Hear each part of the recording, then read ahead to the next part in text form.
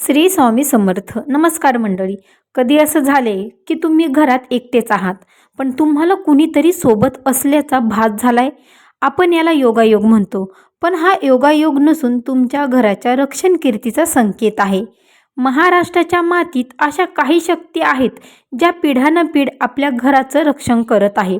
मग ती कुलस्वामिनी आई तुळजाभवानी असो, जिने छत्रपती शिवरायांना तरवाल दिली, किंवा कोल्हापूरची करवीर निवासनी महालक्ष्मी आई असो, माहूर गडाची रेणुका माता असो, सप्तशृंगी गडाची वडाची देवी असो, कार्ला गडाची आई एकविरा असो, किंवा खानदेशीची कानाबाई असो, या सर्व माता एकच आदिशक्तीचे स्वरूप आहेत. आज मी तुम्हाला 6 अशी लक्षणे सांगणार आहे जी सांगतात की यांपैकी तुमची कुलदेवी तुमच्या घरात वास्तव्य करत आहे. शेवटीचं लक्षण तर असं आहे की ते ऐकल्यावर तुमच्या अंगावर काटा येईल.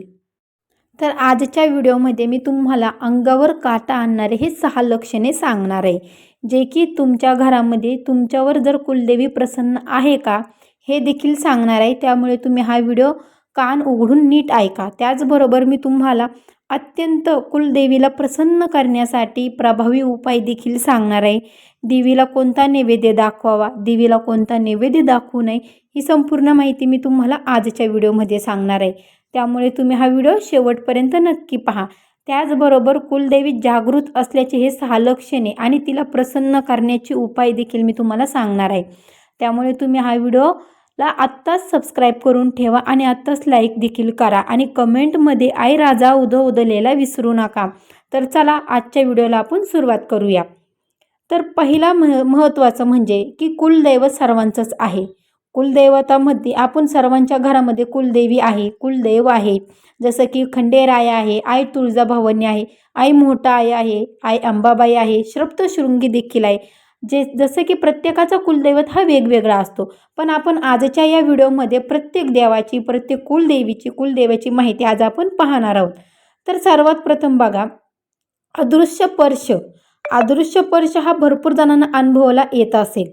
तर बघा, पहिले लक्षण म्हणजेच की देवी सुरक्षा कवच. तुम्ही खूप मोठ्या संकटात आहात, डोळ्यात पाणी आलेलं आहे आणि अचानक तुम्हाला जाणवते की कोणीतरी तुमच्या पाठीवरून मायेचा हात फिरवलाय. जणू आई तुळजाभवानी स्वतः आपल्या लेकराला धीर द्यायला आलेली आहे. ज्या घरात देवी जागृत असते तिथल्या माणसांना संकटात कधीच एकटं वाटत नाही. तुम्हाला कधी असं अनुभव आलाय का की काळजाचा ठोका चुकलाय आणि अचानक मन शांत झालंय? त्याचबरोबर दुसरं लक्षण, सुवासनीचा गूढ. दुसरं लक्षण ऐकून तुम्ही थक्क व्हाल. समजा तुम्ही हॉलमध्ये बसला आहात, कुठेही बसलेला आहात, जसं की ओट्या आसन तुमच्याकडे, किचन घरामध्ये असाल, जसे तुम्ही बसलेले आहात, खिडकी बंद आहे, तरीही अचानक संपूर्ण घरात तळलेल्या पुरणाच्या किंवा धुपाचा गंध येत आहे. हे लक्षण आहे की तुमच्या घरात आई महालक्ष्मी किंवा कुलस्वामिनीचा संचार आहे. शास्त्रात म्हटलंय की जेव्हा देवी आपल्या भक्तांच्या घरी येते तेव्हा तिच्या ऊर्जेचा सुवास मागे उरतो. हा गंध काही सेकंदाचाच असतो, पण तो तुमचं संपूर्ण दुःख विसरायला पुरेसा असतो. त्याचबरोबर तिसरं लक्षण, स्वप्नातील दृष्टांत. हा भरपूर जणांना, महिलांना, पुरुषांना, भरपूर जणांना हा दृष्टांत पडतच असतो. तिसरं लक्षण तुमच्या झोपेशी निगडित आहे. स्वप्नात वारंवार तांबूल, पान, सुपारी, कवड्याची माळ, कवड्या किंवा लाल वस्त्र नेसलेली स्त्री दिसणे हे आई रेणुका माता किंवा आई एकविरा प्रसन्न असल्याचे लक्षण आहे. जर तुम्हाला स्वप्नात गडाच्या पायऱ्या दिसत असतील किंवा एखादी लहान मुलगी तुमच्या घरात हसताना दिसत असेल तर समजा देवीला तुमची आठवण येत आहे. ती तुम्हाला सांगत आहे की बाळा घाबरू नकोस, मी तुझ्या सोबतीला आहे. चौथं लक्षण, विस्मयकारक बचाव. चौथं लक्षण सर्वात भयानक पण तितकंच आश्चर्यकारक आहे. तुमची गाडी दरीच्या काठावर थांबली किंवा मोठा अपघात होता होता तुम्ही सुखरूप वाचलात. हे काय आहे? हे नशीब नाही, तर तुमच्या कुलदेवीने तुमच्यावरचा वार स्वतःवर घेतलेला आहे. परत एकदा सांगते, चौथं लक्षण सर्वात भयानक आणि तितकंच आश्चर्यकारक आहे. तुमची गाडी दरीच्या काठावर थांबली किंवा मोठा अपघात होता होता तुम्ही सुखरूप वाचलात. हे काय आहे? हे नशीब नाही, तर तुमच्या कुलदेवीने तुमच्यावरचा वार स्वतःवर घेतलेला आहे. कधी कधी घरातल्या काचेच्या वस्तू आपोआप फुटतात किंवा देवघरातील दिवा अचानक विझतो आणि पुन्हा लागतो. हे संकेत आहेत की आई सप्तशृंगी किंवा तुमची कुलदेवीने तुमच्या घरावरचं खूप मोठं संकट आपल्या शक्तीने थोपवून धरलं आहे. त्याचबरोबर 5वं लक्षण अन्नातील चव आणि समाधान. 5वं लक्षण तुमच्या स्वयंपाकघरात दडले. ज्या घरात कुलदेवीचं वरदहस्त असतो तिथे कधीच अन्नाची कमतरता भासत नाही. तुमच्या घराचा साधा वरण भात सुद्धा बाहेरच्या पंचपक्वानापेक्षा चविष्ट लागतो, कारण त्यात आई अन्नपूर्णाचा आशीर्वाद असतो. तसेच तुमच्या दारात एखादी गाय येऊन हंबरणे किंवा चिमणीचा थवा सतत घराभोवती असणे हे देवीचे सात्विक वास्तवाचे प्रतीक आहे. प्राण्यांना ही देवी ऊर्जा मानवापेक्षा लवकर जाणवते. 6वे लक्षण चेहऱ्यावरील तेज. आणि आता सर्वात महत्त्वाचं लक्षण, तुम्ही खूप मोठ्या संघर्षातून जात आहात.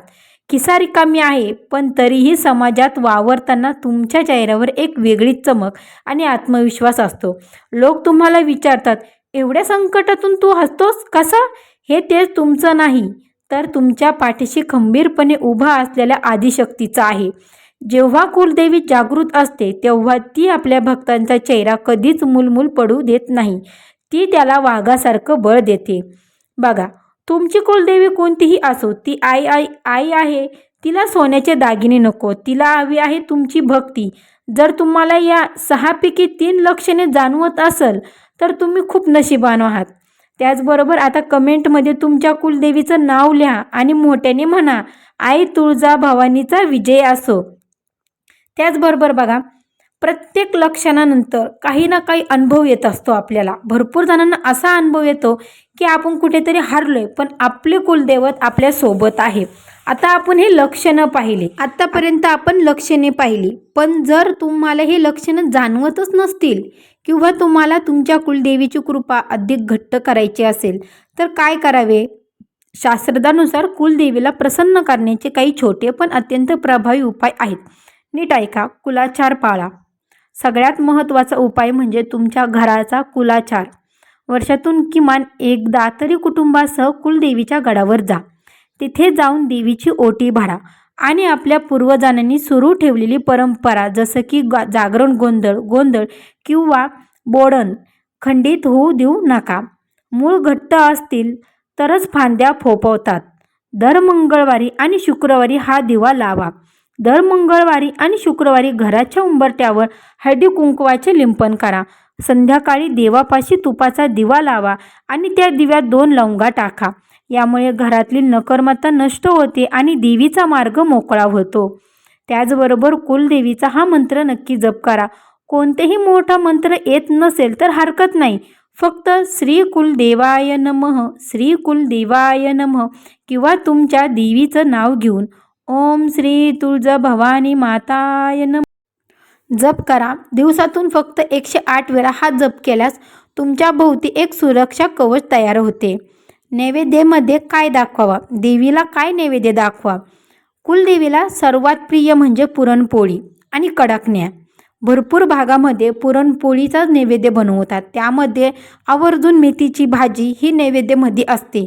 असं म्हणतात की नैवेद्यामध्ये जर मेथीची भाजी असली तरच हा नैवेद्य पूर्ण आहे, जर नसेल तर अपूर्ण आहे. जर शक्य नसेल तर तुम्ही साधं पिठली भाकर तरी असेल तरीही देऊ शकता. नैवेद्यसुद्धा देवी मोठ्या प्रेमाने स्वीकारते. पण लक्षात ठेवा, नैवेद्य दाखवताना तो तृप्त भावनेने दाखवा. नैवेद्यावर तुळशीचे पान ठेवा आणि देवीला आपल्या जेवणाआधी आमंत्रण द्या.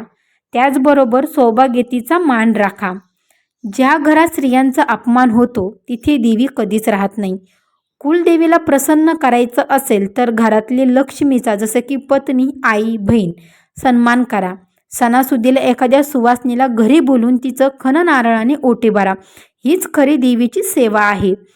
त्याचबरोबर बघा, अंगावर काटा येणारा एक अनुभव सांगते. जाता जाता एक छोटीशी गोष्ट सांगते.